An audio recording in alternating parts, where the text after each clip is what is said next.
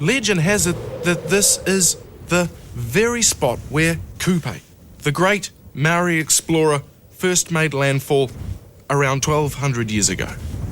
When he arrived here at the Hokianga, he became the very first New Zealander.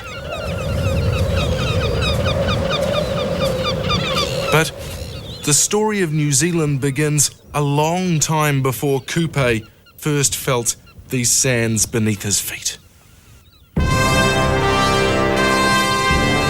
This country of ours came into existence a long way from here, as part of the ancient supercontinent Gondwana land, which later formed Lala land, which broke away from Australia, floating south to eventually become New Zealand.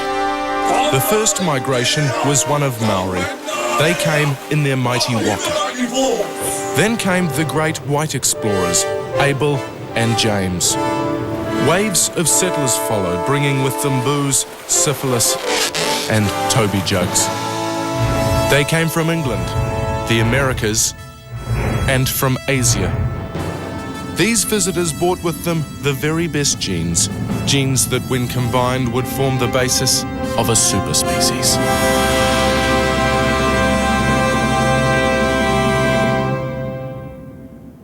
Of course, there was no welcoming party for Kupe, just the deafening cacophony of bird song. And certainly he could have never foreseen that in the future his descendants would be paid to welcome other great chiefs who would not arrive by sea but from the sky in giant steel waka.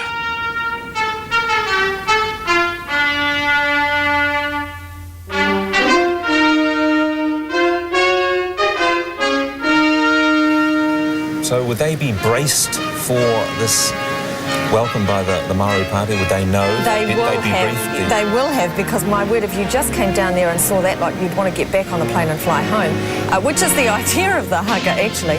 No, the Americans will have gone through the protocol of this by the nanosecond. And it looks like we have President Bill Clinton appearing now with daughter Chelsea. Described by his own wife as a hard dog to keep on the porch, President Clinton kept his plus-size predilections in check when welcomed by our most famous chunky honey, Jenny Shipley. The great American chief was treated to a carefully orchestrated smorgasbord of kapa haka, shirtless Maori, and standing around.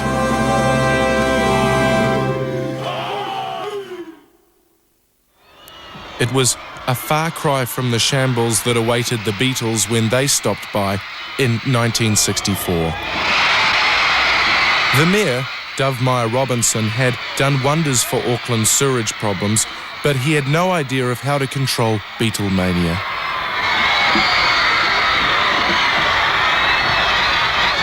"21 years later, this would be the epicentre of the Queen Street riot.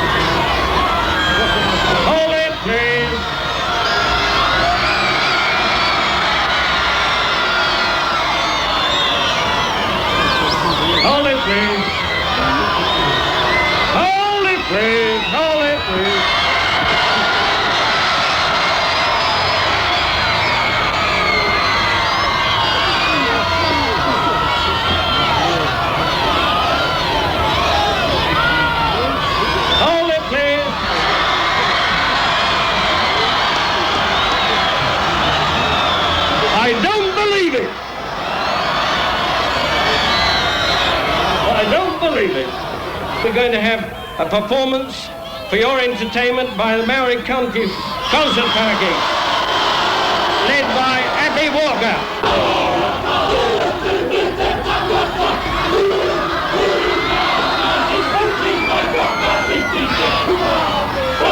It's hard to know what Kupe would have thought of this civic reception or of the Fab Four's kapa haka appreciation.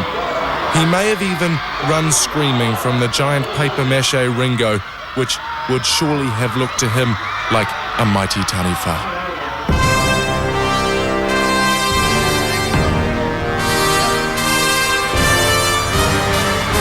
statue of Sir Dovemeyer Robinson commemorates that rather awkward moment here in what is now Aotea Square.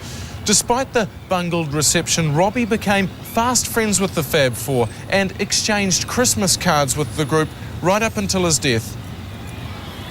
Dear Robbie, thanks again for the lovely gift. But Yoko and I are now vegetarians, so I gave it to Ringo. He said the chops were just lovely. Good luck with the sewerage. Merry Christmas, John Lennon. So, why do visitors make us feel so uneasy, so insignificant? It's as if we were repulsed by their foreignness, even as we firmly place our lips on their arse, possibly inserting the tongue gently. He's even boring. If famous white people made us feel uneasy, how would a black Muslim boxer affect us? Karen Sims spent 10 days with the greatest when he toured here in 1979.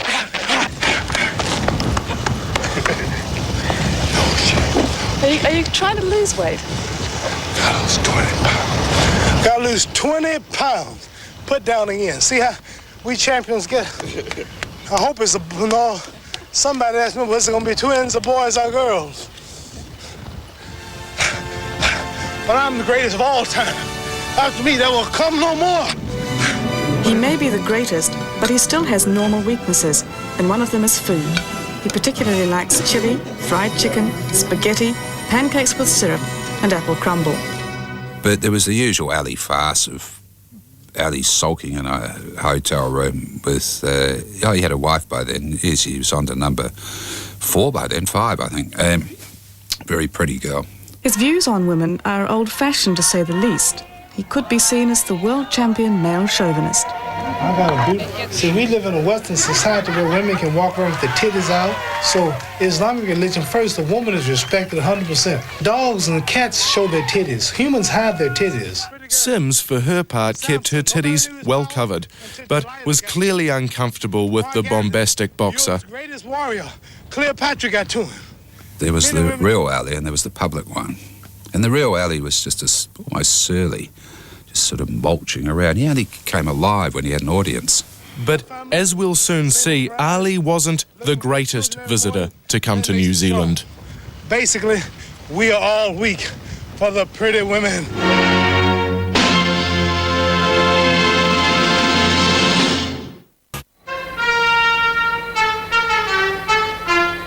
Not all visitors to New Zealand liked what they saw. When the Dalai Lama arrived here at Christchurch Airport, he refused to leave the plane. It said that he felt an evil presence and ordered the pilot to continue on to Dunedin. Christchurch International Airport, New Zealand, the 27th of September, 1974. For the first time ever, the ruler of Iran has come to New Zealand. His Imperial Majesty Mohammad Reza Pahlavi, Shahanshah Arimir, and Her Imperial Majesty the Shah Banu Farah Pahlavi have visitors to New Zealand for 4 days. The Shah of Iran may have been a corrupt puppet of the American Empire, but he was a stylish corrupt puppet.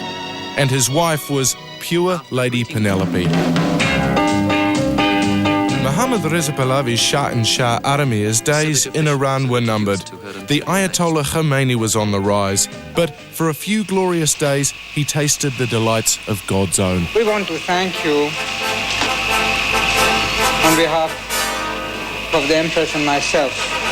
And there was something about Iran, I think, that appealed particularly because here was a guy who was dressed in a suit and looked like a regular guy, didn't have a towel on his head, and it was a bit more familiar. He may have presided over a brutal dictatorship back home, but here the Shah was charming and gracious.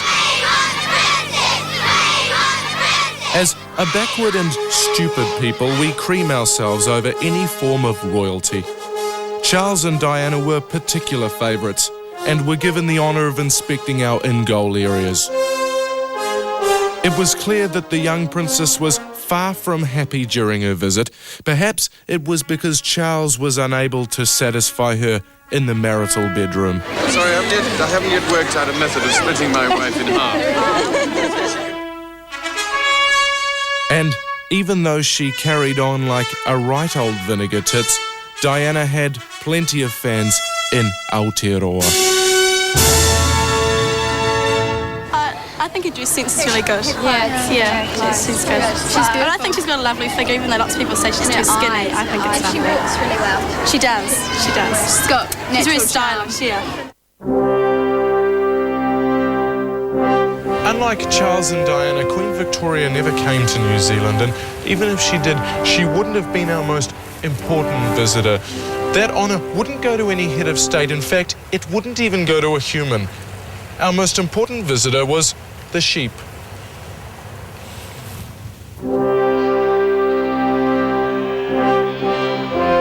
Our ovine forebears, more than any other visitor, shaped the future of New Zealand. Using carbon dating, scientists have proven that sheep were here well before the Maori, possibly as early as 150 BC. It's one of the great omissions in New Zealand history. We have conveniently forgotten that the sheep were here first. And I think there's an element of political correctness in there.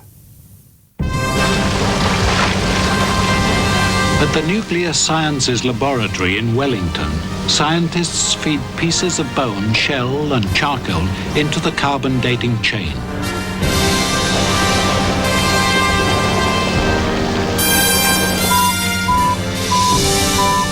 There have been many myths about how sheep got here. One even had it that they were unwanted pets that were thrown off steamboats. But more probable is the theory that the sheep swam here, either from the Eastern Pacific or from China and the islands to the north of New Zealand. With cloven hooves churning through furious seas, and only their fleece between cold southern seas. From Pacific Isles, some say far-off lands, the great sheep migration swam lambs, ewes and rams. Wool, addled and dry, taste the survivors and each mutton pie. The story of the Great Sheep Migration has even been immortalised in the Japanese feature film Akira and Jumbo. Come, Akira, our journey is at an end. Master, I am tired from the swimming. Akira and Jumbo's mighty swim was over, but the adventure was just beginning. Don't eat grass. Although we have long made jokes about it, sex with sheep was uncommon, except among farmers, miners, whalers, and members of Her Majesty's Constabulary.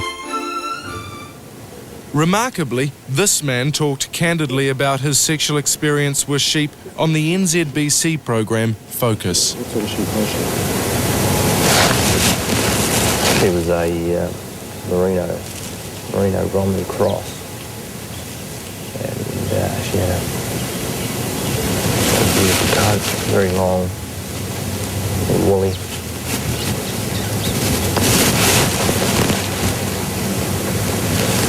Longer than you'd expect to see that time of year. Today, tourists who are mostly Japs flock to see our sheep in great flocks, much like sheep, but with pockets filled with highly desirable foreign currency. Only 60 years ago, we were fighting these people in the bloody theatres of the Pacific. Now, they're shooting back at us. Not with guns, but with cameras.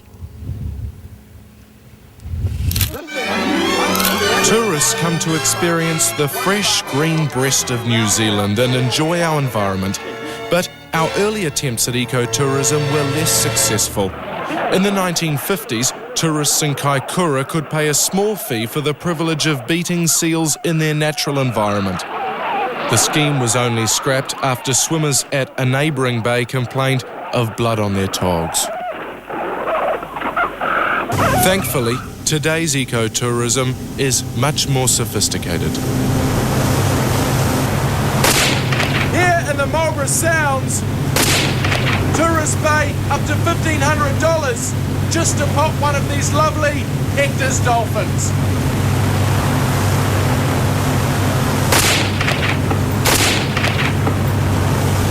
And the byproduct is really quite delicious.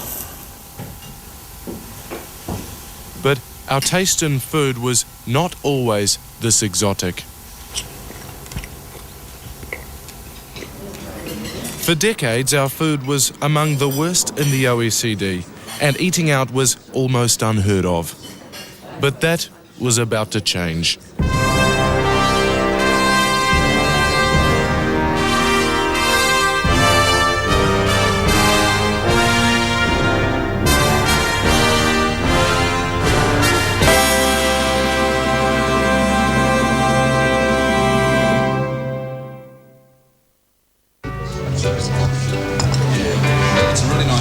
Our eating is a cross-cultural experience.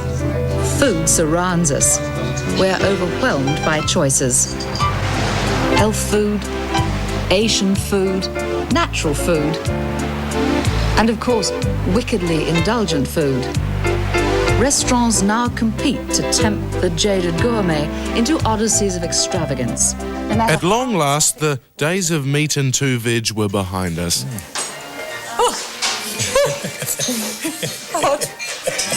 But it wasn't fancy continental cuisine that would eventually steal the hearts of Kiwis. It's a Chinese takeaway now, but this is the historic site of the first ever Kentucky Fried Chicken in New Zealand. And when it opened here in 1971, it was as if a spaceship full of fried chicken had landed amongst the natives. At the time, Colonel Sanders was the most important man in the world, a sort of Dalai Lama of the deep fry. Here you are, somebody spooning on. But no one was expecting him to be such a wowzer. So I tell them to lay off with tobacco, smoking, because that'll give you emphysema of the lungs, lung cancer, or coronary troubles of the heart. And so it's just not a good thing to do. And then alcoholic beverages, why do we? Now my scholarships. We've given out over $1 million worth of scholarships to colleges and high school children. And if they start smoking or using alcoholic beverages when they're on scholarship, we cut it off right there. Because I haven't got any money for them to burn up, let's see. According to his eldest daughter, Margaret, the Colonel was more interested in breasts and thighs than a wing. When it came to sex, she said that the teetotaler and non-smoker indulged himself to the full. At one time, he even kept a mistress in the same house as his wife.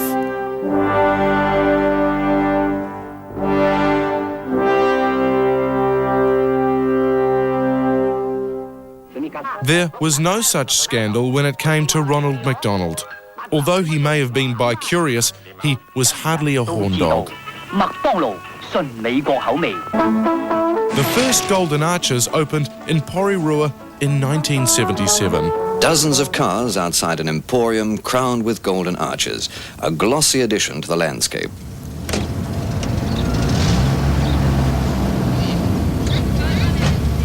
Preparing new crew for the opening involved 600 hours of intensive training. Right, your customers all set to go. All right, girls, what we want to see is smiles, warmth, personality. Don't let your customers take more than 2 steps without you greeting them. Come forward. But as we'll soon see, not all our visitors were greeted with such a smile.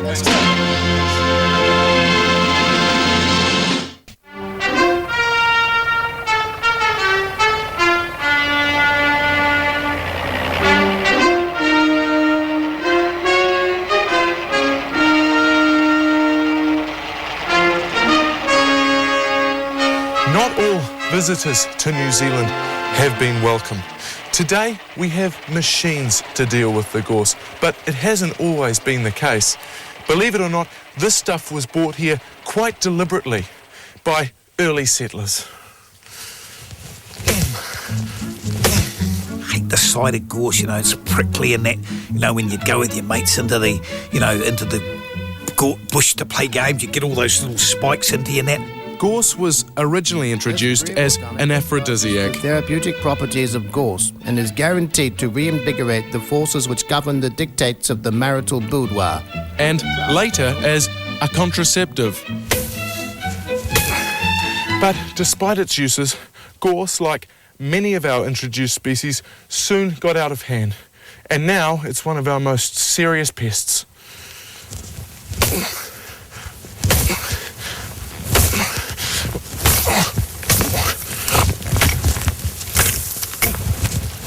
Along with gorse, we've had to deal with other unwanted visitors: possums, rabbits, and more recently, backpackers. These pests bring with them diseases and despoil our environment. At first, these introduced species may seem harmless, but if left unchecked, they can overlock themselves into the very fabric of our society, and the consequences can be shockingly catastrophic. Are you ready? I was born ready. Get down, get funky, everybody do the blue monkey. Within a few short years, this omnipresent infomercial queen from Wolverhampton had spread like so many of her luminous spheres to infect every corner of our nation. Very smart, very smart. Blue monkey. It's amazing to think that in just over a millennium, we've come from Coupe's landfall to Suzanne Paul. Just two among the many who have shaped this country, our Aotearoa, land of visitors.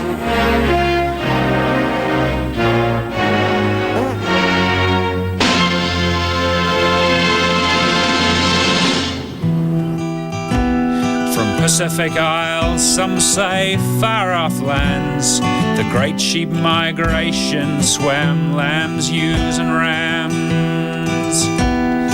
Wool, wool, damp my wool down, bloated and floating, some left to drown.